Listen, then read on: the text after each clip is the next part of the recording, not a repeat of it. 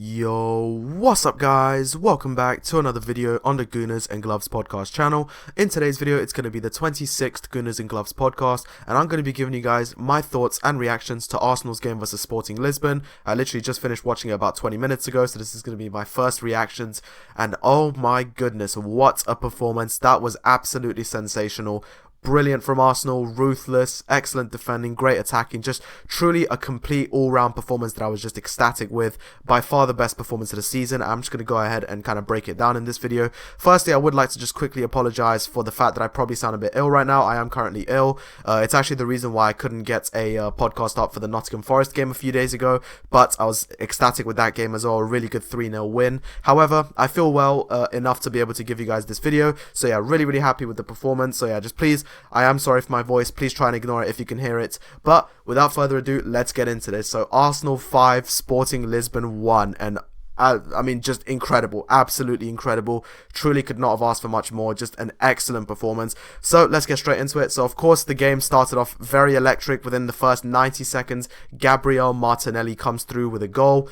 Really nicely worked, a brilliant run. Of course we started off very aggressively, very energetically, and it was great to see, because of course one of the big criticisms that we've had over our last few sort of European away days was just our lack of creativity, our lack of incisiveness, our lack of aggression. But tonight, clearly all the players, Mikel Arteta and all the players came with a point to prove, and they played they played incredibly the whole time. So we started off really aggressively, and Jurrien Timber gets the assist. And honestly, I really want to talk about Jurrien Timber, because I feel like he has gone so under the radar this season, but I think he's fantastic. Absolutely brilliant player, and his attacking threat is to seriously be admired. Of course, we know that against Nottingham Forest, he had a goal disallowed due to a very fractional offside, but tonight he gets the assist. He assists Gabriel Martinelli, and as I said, once again, Jurrien Timber was just in so many good positions tonight. His aggression is truly incredible. So yeah, one of the better attacking defenders in the league, and he's just someone I wanted to give some credit, because I feel like Timber's really going under the radar right now, but I think this man's truly one of the best signings that we've had in the last 5 years. He's so good, he defends really well, and his aggression, I said, his attacking nature is just so good. And tonight he got the assist for Gabriel Martinelli. Of course, good to see Gabriel Martinelli back on the score sheet again. Of course, he scored against Chelsea, and good to see him back on the score sheet in the Champions League again. Of course, it was also very nice to finally end our goal drought in European away games. Of course, before this we hadn't scored in 4 games, so to end it so quickly, only about 90 seconds into the game, was a great feeling. Gabriel Martinelli, brilliant goal, great start. Jurrien Timber with the assist. Then of course the game progresses, and it's pretty much just kind of the same thing. We're defending really well, not giving Sporting Lisbon an inch, and this is exactly what we did against Nottingham Forest. And I really like this smothering style of play where we just don't allow the opponent to even have a shot. And we did nearly go the entire half without having a single shot on target. We did face a really good one near the end, but it kind of just carried on like that. Of course, Kai Havertz comes through with a goal himself, assisted by Bukayo Saka. Again, Saka receives a really nice ball, and then he just plays it to Kai Havertz, who taps it in. Cool to see Kai Havertz finally score away from home, because before this, the only game this season he'd scored away from home in was against Preston North End. Of course, he did get really unlucky against Chelsea not to score, but alas, he didn't score against them. So it's very nice to finally see him end his drought of away, his away form of not scoring. Of course, I'm very happy to see that. It's good to finally see him end that drought. So yeah, Kai Havertz on the score sheet, good to see. Bukayo Saka with the assist. And then of course, the half pretty much ends with, of course, an excellent header from Gabriel. Declan Rice is someone who's actually been so good at corners this season, and I feel like his assist potential is really going under the radar as well right now. But Declan Rice has definitely been providing some assists from set pieces, and of course a brilliantly taken corner, and Gabriel back on the score sheet. Really delighted about this. Absolutely so happy for Gabriel. Of course, we know how threatening he is from set pieces, and he proved that again tonight. Really nicely taken header into the back of the net. And then of course Gabriel does Victor Gyökeres' celebration, so that was actually quite cool to see. Really cold moment right there where he does Victor Gyökeres' celebration in front of the audience. But that put an end to what was a incredible first half of football. Genuinely picture perfect. Like, that first half, I seriously could not have asked for more. That was just incredible, really well played football, by far the best half of the season. And we headed into half time.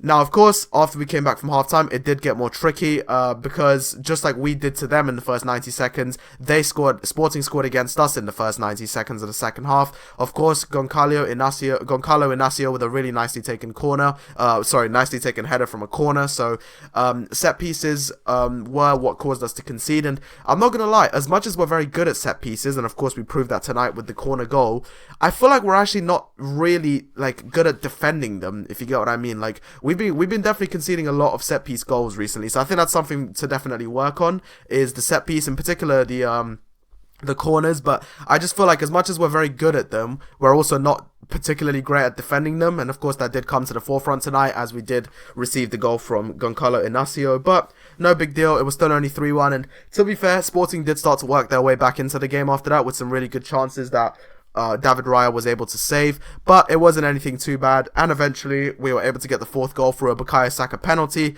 a really nasty challenge on Odegaard, which, to be honest, probably could have been a red card. It was a really nasty challenge to the back of his ankle. Not only that, but the defender who did the challenge was already on a yellow card, so to be honest, that probably should have been a sending off, but alas, it was a penalty, and Bukayo Saka, calm as you like, takes the penalty. Of course, he's our number one penalty taker for a reason. He's always so calm, he's always so composed, and he took a brilliant penalty. Nothing the keeper could have done about it. That put us 4-1 up, and at that point the game was over. By that point, Sporting Lisbon's hope had died. It cooled off. Of course, prior to this they'd got one back, so of course now they're back into the swing of things. But Saka gets the penalty, scores it really well, and it is 4-1. And then from there, it was all Arsenal. There really was not much from Sporting Lisbon after that. From there, it was just all Arsenal.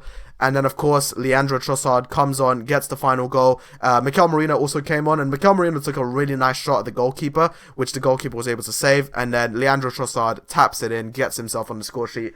I did actually think that had counted as an assist for Merino, but upon checking, it was not officially counted as an assist. So I'd argue it probably was an assist, but the reason I didn't put it in the assist thing is because it wasn't officially counted. But that wrapped up a 5-1 performance. And yeah, I mean, I feel like I've repeated myself, but it was just so excellent. Like, I can't praise the team enough for tonight. We were so good, and that is the real Arsenal. I feel like what we saw tonight is the true real Arsenal, and if we play like that against other teams, we're definitely a difficult game for anybody. So super ecstatic with it.